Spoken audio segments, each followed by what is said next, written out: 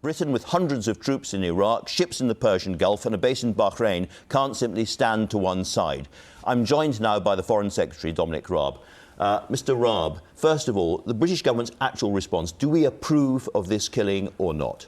Well, we understand the action the Americans have taken. Let's be very clear. Do we approve of it, though? Well, frankly, it's the decision that the Americans have taken, but we understand why they did it. Let's be clear about this. They have the right to exercise self-defense, and General Soleimani was the head of, the commander of the Quds Force, the wing of the Iranian Revolutionary Guard that is destabilizing countries across the Middle East to assert Iranian influence and indeed attack Western countries who are legitimately there. So we understand the position and the action they've taken. Was this killing, some people say it's an assassination, was it legal? Well, my view is, and the operational assessment has been done by the Americans, is that there is a right of self-defence there, and as long as it's quite tightly circumscribed, though, under international law.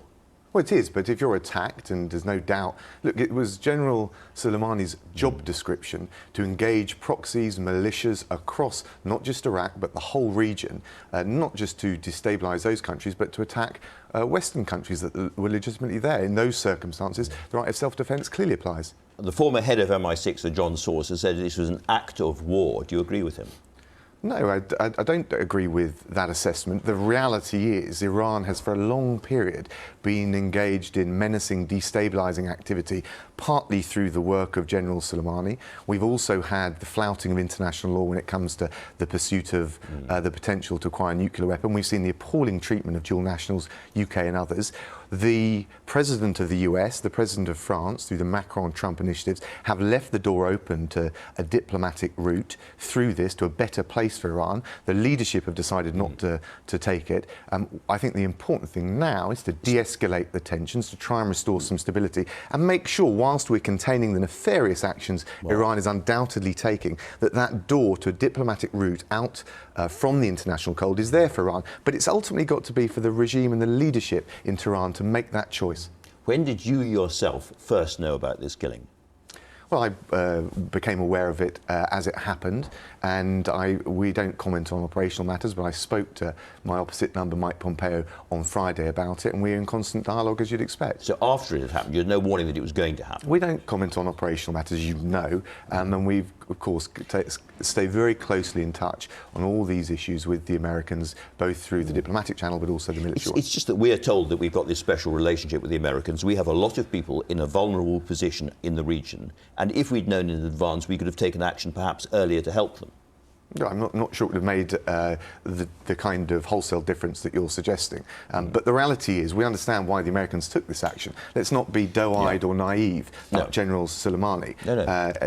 And the engagement through the Iranian Revolutionary Guard in not just Iraq, but in Syria, in the Lebanon, in other countries through the region. And we totally share the concerns that the Americans have about the threat that poses, not just to Western interests, but those countries in the region and to wider regional stability. So you've spoken to Mike Pompeo. You're going in this coming week to see him directly face-to-face. So far, he's a bit disappointed. He said, the Europeans haven't been as helpful as I wish they could be. The Brits, the French, the Germans all need to understand that what we did, what the Americans did, saved lives in Europe as well. What are you going to be telling him? Well, I spoke to Mike on Friday, and in fact, just to be clear, this was a pre-scheduled meeting, but of course we want to be in close contact with our US partners. We understand the action they took, but we also need to be very clearly focused on what happens next. We want to de-escalate the tensions. We want to see a route through this crisis. We do not want to see a major war in the Middle East. The only group or players that would benefit from that would be the terrorists and Daesh. And whilst we totally understand and agree and share the need to contain the nefarious activities, not just of the Iranian Revolutionary Guard, but Tehran more generally on the nuclear issue, on destabilising countries throughout the Middle East, the disruption of international shipping through the Strait of Hormuz, we also need to see that there's a route, a door left ajar for a diplomatic solution so that when the leadership in Tehran wake up to their options, they understand that there is a positive route through for them if they're willing to live up to the basic responsibilities that come with being a responsible member of the international community. That could sound a bit doe-eyed or optimistic, frankly, at the moment. They're talking about revenge, and they will take revenge somewhere. And I wonder what our kind of response is going to be to that. We have, I don't know how many civilian contractors, for instance, in Iraq at the moment, but I think it's more than 1,000. And we have several hundred troops in fairly exposed positions. Are we bringing those troops back to a safer, more secure positions inside American compounds? Well, so first of all, this isn't something that's come out of the blue, the behaviour of Tehran. We have seen a steady deterioration of its behaviour over recent months and indeed the last year. So on the first point, of course, we're going to take all the measures necessary to protect contractors, people that might be travelling to the region. I've changed the travel advice. How many people are we talking about? We're protecting our diplomatic and military missions. We don't go into the operational details for obvious reasons. It's not an operational detail, but how many British people are under threat in Iraq and Iran at the moment?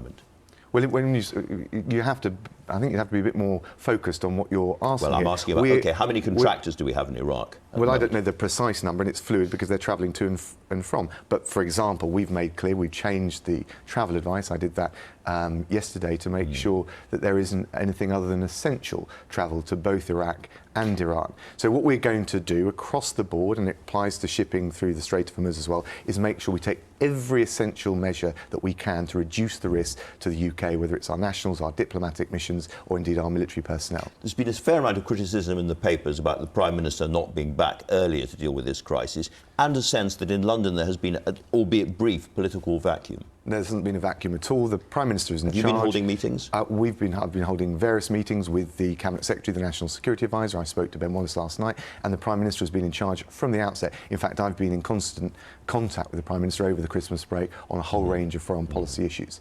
But the reality is we do have a crisis here. We are focused, and we're all agreed, and indeed our partners are agreed with us. And I spoke to the Iraqi Prime Minister this morning. I spoke to the Iraqi President last night. We want to see the de-escalation of those tensions. We want to see some stability in the region. We do not want to give Daesh the opportunity of a vacuum there. And we also want to be very clear that Iran cannot continue its nefarious behaviour, but that there is a route through. And you suggested it might be... for what they're going to do next. We're all waiting, as it were, to see what that revenge might take. Well, and it could involve trying to close the Strait of Hormuz. It could involve attacking our base in Bahrain. It could involve going for the Saudis. There are all sorts of quite scary things that they could do relatively easily.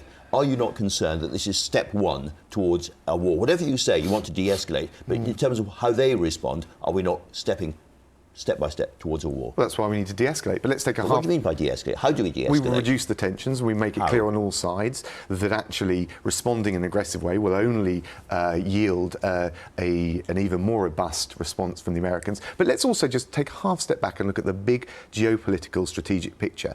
Iran and the leadership have a choice.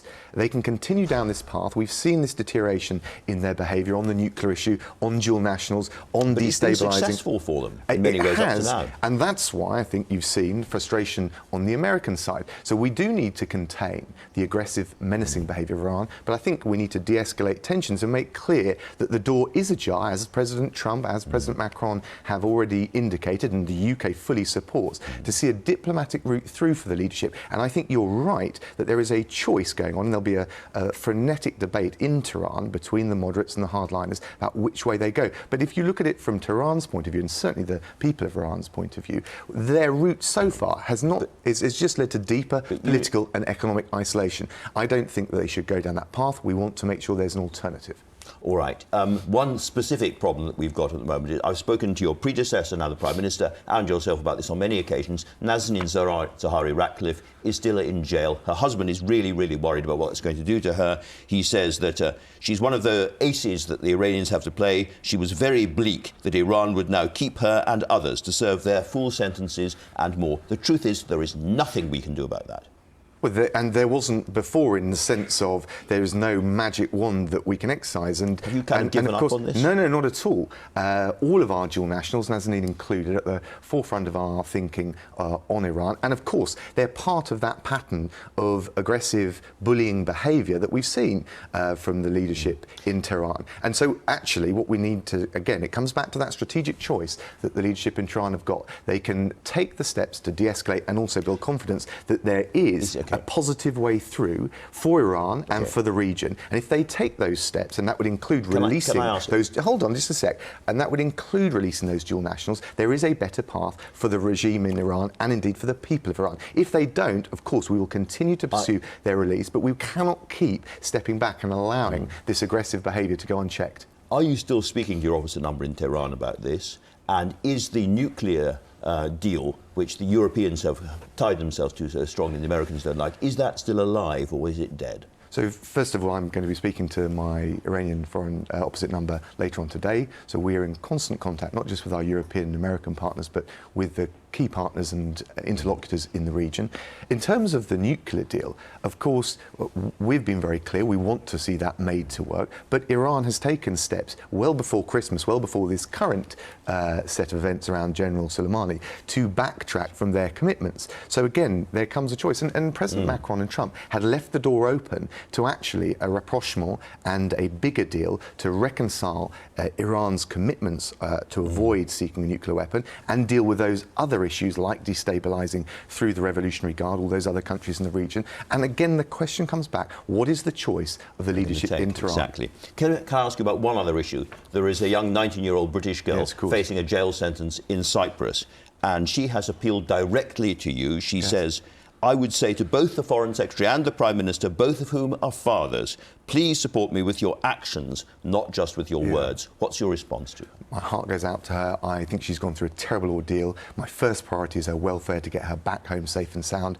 I spoke to her mother on Friday to see what further support we can provide, and we've made very clear, including me to my Cypriot opposite number, that we're worried about her welfare, but also we've got very serious concerns about her treatment throughout that process. If she's jailed, is there anything we can do, for instance, advising people not to go on holiday to Cyprus? We always keep our travel advice under review, but one thing you can be rest assured of, and the family is rest assured of, because I spoke to her mother on Friday, is that we have registered our concerns in crystal clear terms. Equally, the Cypriots are very sensitive about political interference in that case, so we will encourage them to do the right thing in the right way. If she's jailed, is there anything we can do? Well, I'm not going to get ahead of Tuesday, which is the point at which we expect to hear the outcome in terms of sentencing, but put it this way, it is very firmly on my radar, and I want to see that vulnerable young woman safe and sound back home with her family and to be able to start her recovery. Dominic Raab, thanks very much for talking to us.